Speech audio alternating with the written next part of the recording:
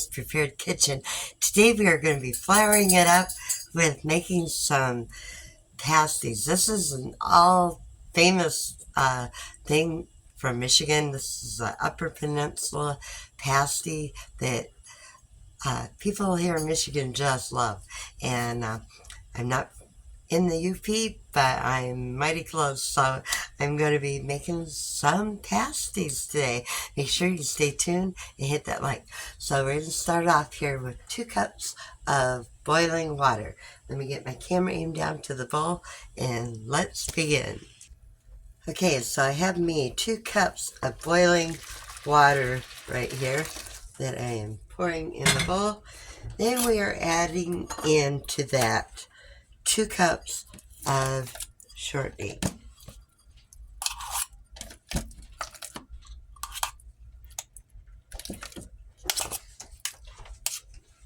So here's 1 cup of shortening. We're just going to put it in there, and that hot water is going to be melting that shortening real quick like. And that's what we want. Should have probably put my shortening a little bit closer to me. Okay, 2nd cup of shortening is going right into that bowl. Yeah, it does take quite a lot of shortening, but it sure is good, so that makes it worth it.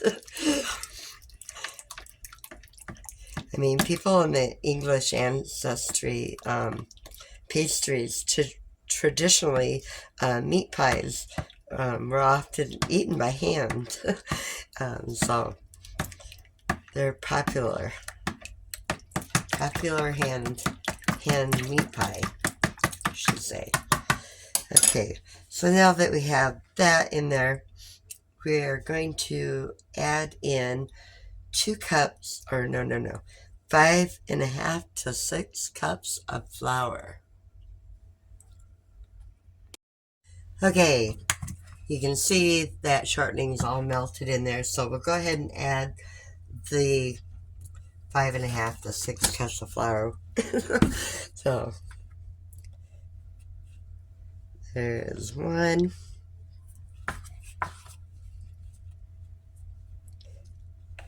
2,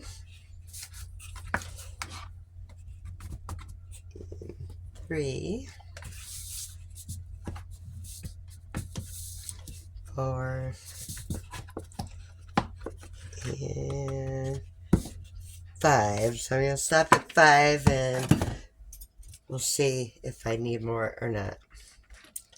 And I also have to add in 2 teaspoons of salt. 1, 2. And we're going to go ahead and mix that up. And this will be the pasty dough. This is so great too when it's cold out because you're biting into, a nice hearty meat pie. Some people put beef and pork. Some people just beef. I'm doing just the plain beef one. Some people put rutabagas in, and I'm not putting rutabagas in it. Number 1, I couldn't find any. Number 2, my husband doesn't really care for rutabagas. Okay, that's still a little damp, so I'm going to go ahead and we are going to put in another cup of flour into that. So I got 6 cups into that right now. Let's get it good and mixed up there.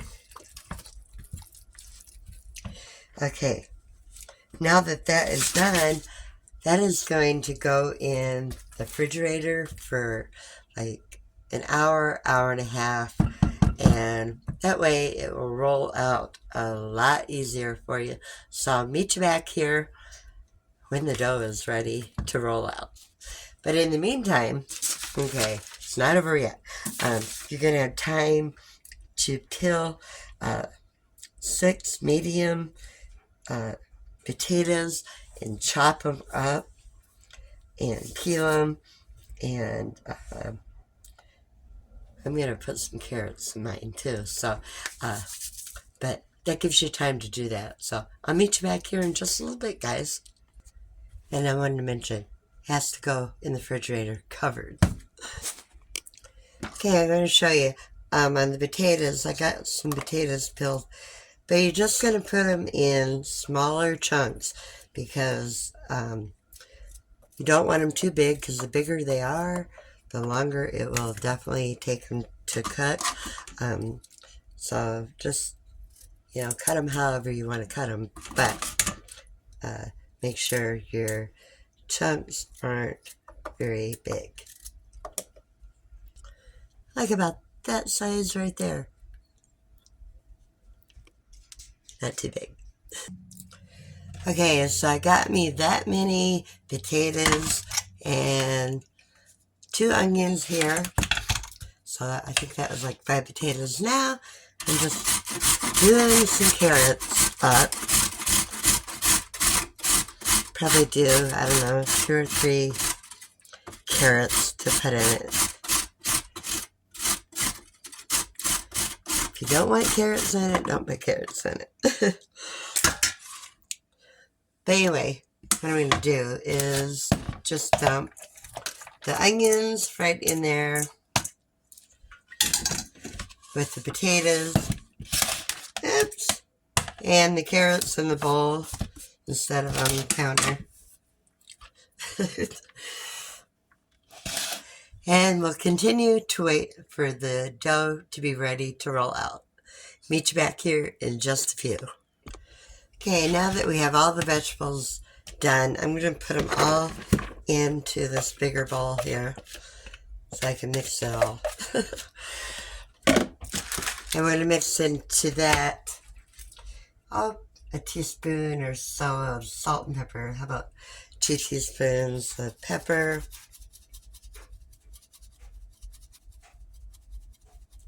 And a teaspoon of salt. Or 3 teaspoons of salt. And I'm not measuring. There we go.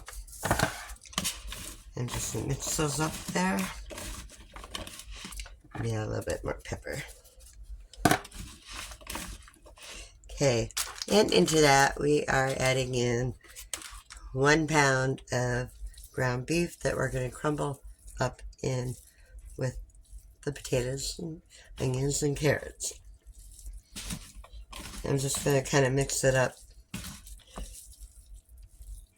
as I go here.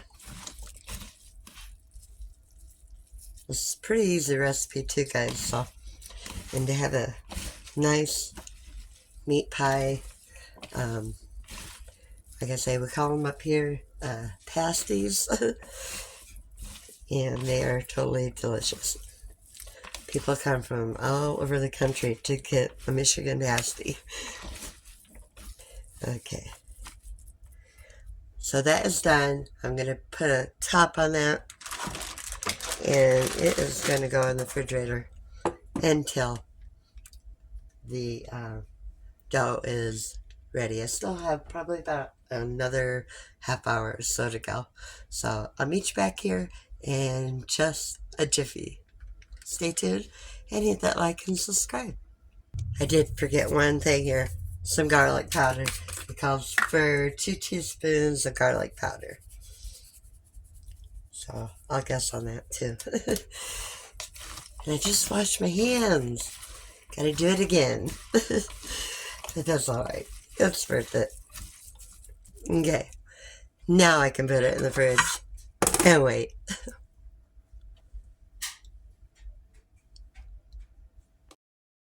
Okay, guys, it's time to make the pasties. So I'm going to take and put me a little bit of flour here on my flouring surface. And you can tell how much lard that has in it because you can actually see lard on the top of that. But we're going to take and roll it into a ball here. and roll out about an 8-inch circle out of that. Make sure you can see here. Okay. I think I'm going to put a little bit more flour on that.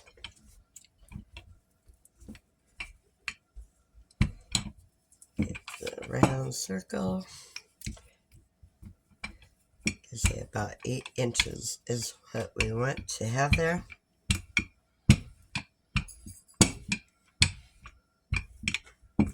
Okay, now for the next step. Remember that burger and potatoes and onions, and I put in some shredded carrots in mine that wasn't in the recipe, but I made the recipe my own. The recipe is called it's from Taste of Home Upper Peninsula Pasties, but I'm not a Youper. I'm not from the UP, so I twisted it up a little bit. Instead of putting rutabagas, I put carrots. So this is going to be a Northern Michigan pasty. Okay, we're going to put in, let me grab me a cup here. Okay, so I'm just dip me out here. Have me a measuring cup, and it calls for 1 cup in there, but I'm going to go with a half a cup. And we're going to take and roll this over. I maybe got that a little bit too thin. So on the next one, and just go around the edges, and I need probably a little bit of water. Okay, if you have a little bit of water, just go around the edges there and pinch them together. You can also take a fork and go along and do it that way. And put them on an ungreased cookie sheet. Okay, for the next one. I'm gonna make that one just a little bit thicker. So, some more flour there. And roll this out another one.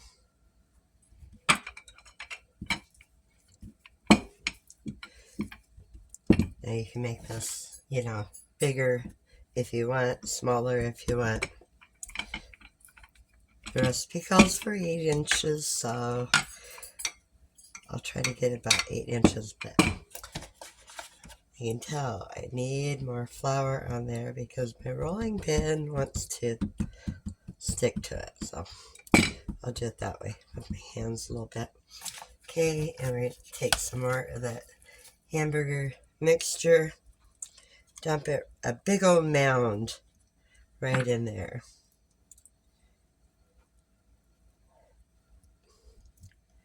And I think I forgot one thing. I gotta check the recipe real quick. I'll be right back. I did. It calls for a pat of butter in the center of that. So that first one doesn't have that pat of butter in it. I'll have to remember that.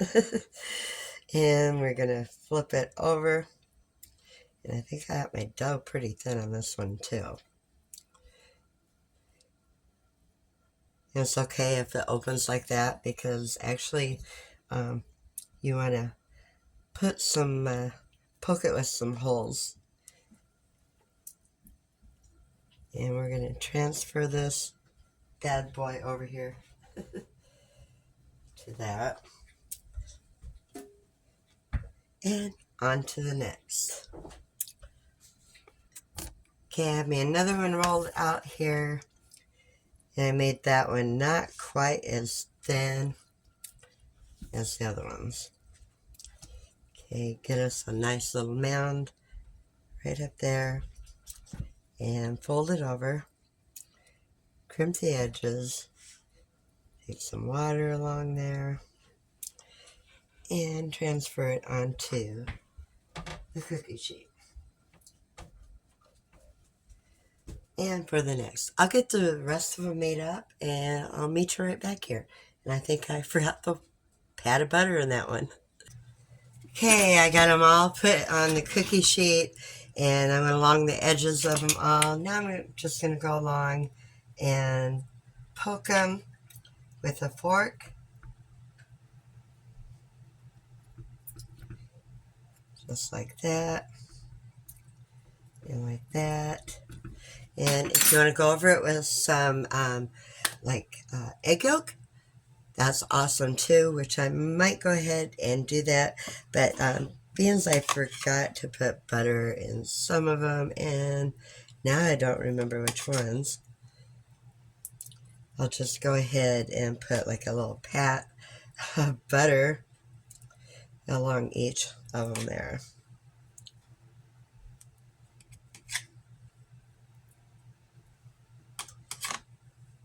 Which is no big deal.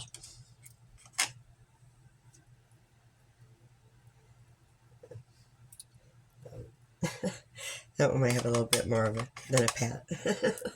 So I had the oven preheated to 350 degrees. So I'm going to throw these in. And here in a little bit, I think I probably will go over them with some egg yolk. But for right now, they're going in the oven 350 degrees for about an hour. So I'll meet you back here when they're done. Okay, guys, the pasties are done. If you only had smell-o-vision, those babies are. I'll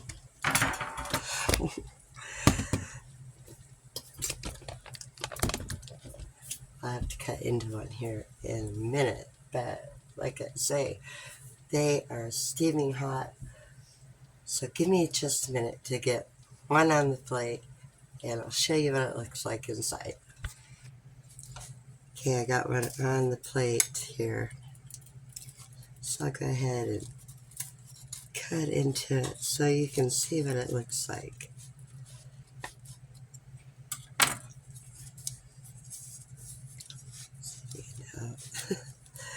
Still steaming hot.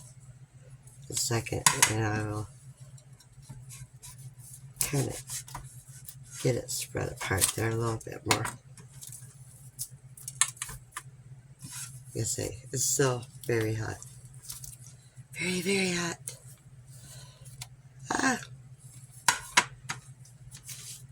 Okay. There, I got it apart. Like that right there. Some of the potatoes come out. Now, the way I like to eat them is I like to make brown gravy, smother it in brown gravy. That's how I eat a pasty. But it's totally up to you how you eat a pasty. Okay. You can even eat a pasty cold. Okay. Pasties are that good. If you make too many pasties, wrap them up and put them in the freezer, guys. And you'll have a pasty for later. It smells so good, guys. I can't wait to bite into that. But I need to make some brown gravy for that, and that's my dinner. So if you enjoyed the video, give me a thumbs up and subscribe. Thanks so much for watching. Till next time, God bless. Bye.